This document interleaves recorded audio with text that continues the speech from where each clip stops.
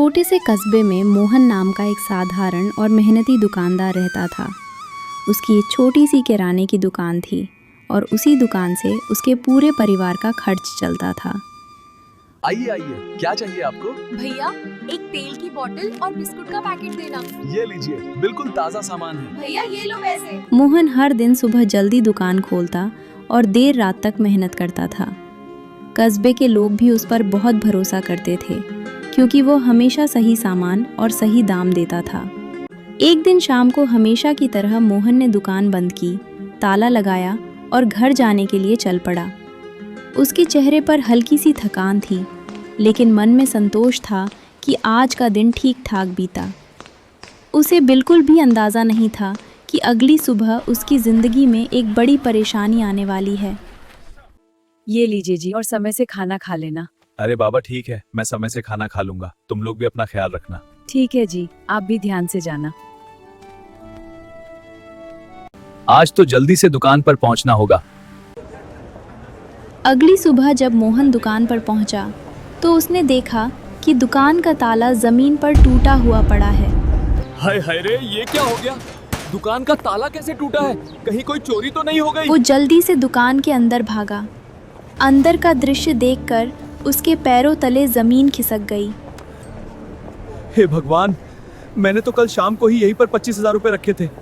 वो पैसे कहाँ गए? आखिर कौन चोरी कर सकता है? अभी पुलिस को फोन लगाता हूँ। इंस्पेक्टर साहब, जल्दी से आइए, मेरे दुकान में चोरी हो गई है। कुछ ही देर में पुलिस की गाड़ी वहां पहुंच गई।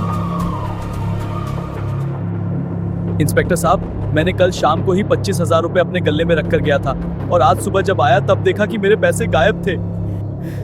चिंता मत करो मोहन, हमें तुम्हारे दुकान की तलाशी लेनी पड़ेगी। हो सकता है कि चोर कोई सबूत छोड़ गया हो। पुलिस अधिकारी ने दुकान के अंदर और बाहर बहुत ध्यान से जांच शुरू की। उन्होंने आसपास के लोगों से भी पूछताछ की।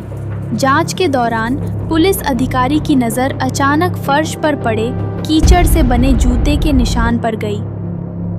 हमें तुम्हारी दुकान के फर्श पर पैरों के निशान मिले हैं। क्या कल रात कोई ऐसा आदमी आया था जिसके पैरों में कीचड़ लगे थे? उसे याद आया कि पिछली शाम उसकी दुकान पर एक आदमी आया था। क्या चाहिए भैया?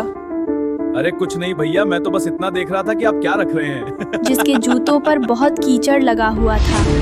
हाँ, याद आया, कल शाम को एक आदमी आया था जिसके पैरों में कीचड़ लगे थे। क्या बता सकते हो कि वो आदमी कहाँ रहता है? इंस्पेक्टर साहब, कुछ दिन पहले मैंने उस आदमी को यहीं पास में काम करते हुए देखा था। चलिए मैं आपको दिखाता हूँ। पुलिस तुरंत उस निर्माण स्थल की तरफ निकल पड़ी। इंस्पेक्टर साहब, कल रात यही आदमी मेरे दुकान पर आया था और उस समय इस आदमी के पैरों में कीचड़ लगे हुए थे। अरे ओए मोहन बाबू, मैंने तेरे यहाँ कोई चोरी नहीं की। अगर मेरे पर झूठा इल्जाम लगाएगा तो देख लेना। अबे चुप, हम अभी तेरे रूम की तलाशी लेंगे। नहीं, मैं अपने रूम की तलाशी नहीं लेने दूंगा। अगर तूने चोरी नहीं की है तो इतना घबरा क्यों रहा है? चल, तेरे रूम की तलाशी लेनी पड़ेगी। पुलिस को उसका व्यवहार अजीब लगा। उन्होंने तुरंत उसके कमरे की तलाशी लेने का फैसला किया। जब कमरे की तलाशी ली गई तो वहां एक बैग के अंदर वही 25,000 रुपए मिल गए। अब सच्चाई छिप नहीं सकती थी। क्यों रे? तू तो कह रहा था कि तूने चोरी नहीं किया, फिर ये पैसे कैसे आया? मुझे माफ कर दीजिए सर, मैं लालच में आ गया था।